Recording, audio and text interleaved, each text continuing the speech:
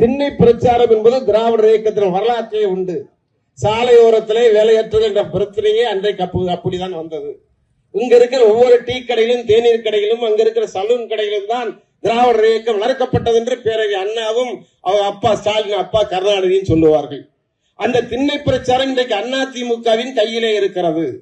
இல்லந்தோறும் சென்று இந்த திராவிட முன்னேற்ற கழக ஆட்சியில் என்னென்ன அவலம் நினைக்கிறனர், தேர்தல் வாக்குறுதிகள் இத்தனை கொடுத்தார்கள், எத்தனை நிறைவேற்றினார்கள் என்பதை உலகுக்கு எடுத்து காட்டுகிற வகையில் தான் இன்றைக்கு அம்மா பேரவை மிகச்சிறந்த நடைமுறையை கையிலே கொண்டு உங்களை எல்லாம் சந்திக்கிற வாய்ப்பை எங்களுக்கு கிடைத்திருக்கிறது. நினைத்து பார்க்கிறோம். இன்றைக்கு அதிமுக வீறு கொண்டு எழுந்திருக்கிறது. சாதாரணமாக அல்ல. அம்மா பேரவையும் சரி, பாசறையும் சரி, ஐடிவியும் சரி, இளைஞரணியும் சரி, இன்றைக்கு தன்னுடைய முனைப்பான செயல்பாட்டினை காட்பதற்காகத்தான் முன்னோடியாக இன்றைக்கு அம்மா பேரவை. ஏன்னா நாளை மறுதினம் நம்முடைய சட்டமன்ற உறுப்பினர் இருக்கிற அந்த பாசறை வேலூரிலே மாநாடு நடத்துகிறார்கள். இன்றைக்கு சென்னை தலைமை கழகத்தில் இளைஞரணி கூட்டம் நடைபெறுகிறது. நேற்று முன்தினம் ஐடி பிரிவு நடந்தது. அதற்கு முன்தினம் மகளிர் கூட்டம் நடைபெற்றது. இங்கே அதிமுக பல்வேறு வகையான அணிகள் மிகச் சிறப்பாக, ஒரு மலர் மாலையில எப்படி பல்வேறு பூக்கள் இருக்குமோ அத்தனை பூக்கள் இருக்க சிறப்பான பூக்களை புரட்சி தலைவர் எம்ஜிஆரும் அம்மாவும் உருவாக்கி விட்டு சென்றார்கள். அதன் விளைவுதான் இன்னைக்கு அதிமுக யாராலும் அளிக்க முடியாத இயக்கம், எத்தனை சோதனை வந்தாலும் அளிக்க முடியாத இயக்கம் என்பதை உருவாக்கி காட்டுவதற்குத்தான் இன்றைக்கு கழகம் மிகப்பெரிய சோதனைகளால் வென்றிட்டு அருமையினர் எடப்பாடியார் பொதுச் செயலாளர் என்ற அடிப்படையிலே இரட்டை இலை சின்னத்தை மக்கள் மத்தியிலே தாங்கி பிடிக்கிறவராக இன்றைக்கு கழகத்தை கொண்டு செல்கிறார். எத்தனை நீதிமன்றங்கள் வந்தாலும் சரி, எத்தனை சாதனை வந்தாலும் சரி, அத்தனையும் பார்க்கிற அற்புதமான தலைவராக அருமையான எடப்பாடியார் இருக்கிறார். ஏன்னா இனியவர். உங்களுக்கு எல்லாம் சேர்ந்து கலைக்கலைச்சாளர் நான் படிக்கும் போது நினைச்சு பார்க்கிறேன். எடப்பாடியார் புரட்சி தலைவர் எம்ஜிஆர் மீது, எம்ஜிஆர் மாதிரி பல்வேறு ஈர்ப்பு சக்தியோட திரைப்படங்கள் நடித்து புகழோடு அரசியலுக்கு வந்தவர் அல்ல. மாண்புமிகு புரட்சி தலைவர் அம்மா ஒன்று பல்வேறு மொழிகளிலே பேசி ஆற்றல் படைத்து மிகச் சிறப்பான எத்தனையோ திரைப்பட நடிகள் நடித்தாலும் புரட்சி தலைவர் தேர்ந்தெடுக்கிற அருமையான அறிவுபூர்வமான திரைப்படத்தில் வந்த அடிப்படையாக தான் புரட்சி தலைவர் அம்மாவை அடையாளம் காட்டினார்கள். கொள்கை பரப்பு செயலாளராக, சத்தம் நாயகராக ஒவ்வொரு வகையிலும் அடையாளம் காட்டினார்கள்.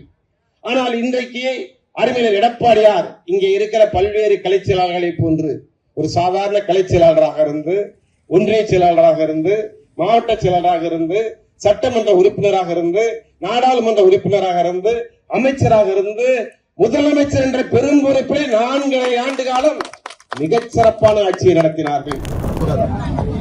நம்ம பெரிய ஓசியா அம்மா மினி கிளினிக்ல எல்லா கிராமத்திலையும் 4 கிராமத்துக்கு ஒரு கிராமத்துல 2000 மணி கிளினிக் கொடுத்தோம்.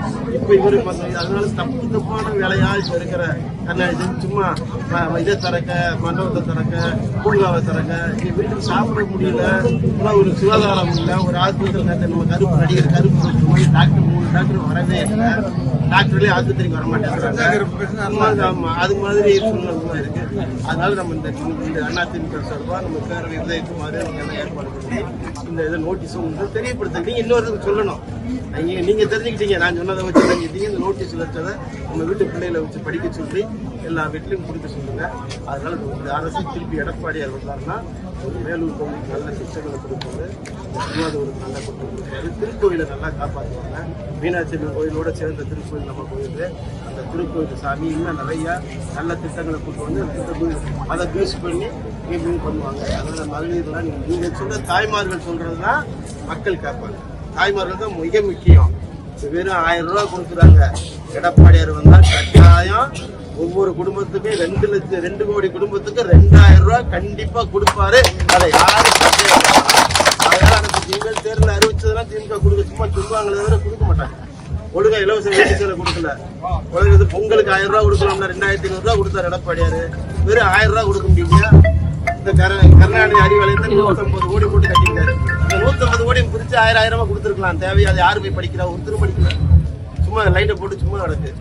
அதனால பொங்கலுக்கு 1000 ரூபாய் கொடுக்காத ஒரே அரசு இந்த அரசு தான். அவர் என்ன சொல்றாரு, நான் தேர்தல் நேரத்தில் கொடுப்பேன்றாரு. அதுல என்ன பிரயோஜனம்? இன்னைக்கு பொங்கலுக்கு முடியாமல் ஒண்ணு. அதனால உங்களை வெயில் ரொம்ப நேரம் உட்கார வைக்க விரும்பல. அதனால அன்பு கூர்ந்து இந்த நோட்டீஸை பாருங்க. படிச்சு பாருங்க. நம்ம வீட்டுக்குள்ளிட்ட கொடுங்க. உங்களுக்கு சந்தேகம் வந்தா கேளுங்க. இல்லாட்டி எம்எல்ஏ பிடிச்ச எம்எல்ஏங்களுக்கு 100 நன்மை செய்யி அது செய்யு கேளுங்க. எம்எல்ஏ முடிஞ்சது செய்வாரு. ஆனா ஆளுகிற பொறுப்பு வந்த பிறகு எப்படி அந்த காலத்துல பண்ண அம்மா காலத்துல பண்ணமோ அத மாதிரி திருப்பி இந்த பகுதி மக்களுக்கு நல்ல திட்டங்களை கொடுக்க அதிமுக தயாரா இருக்கு. அரவிந்த் எடப்பாடியார் ஒரு விவசாயி, நம்மள மாதிரி ஒரு விவசாயி, சாதாரண ஆளா இருந்தவர் இன்னைக்கு முதலமைச்சராக வந்திருக்காரு. அதே மிகப்பெரிய பெருமை. நம்மளோட இருக்க ஒரு வருடத்துல நம்ம வாழ்க்கையும் சந்தோஷம். சரிதானா?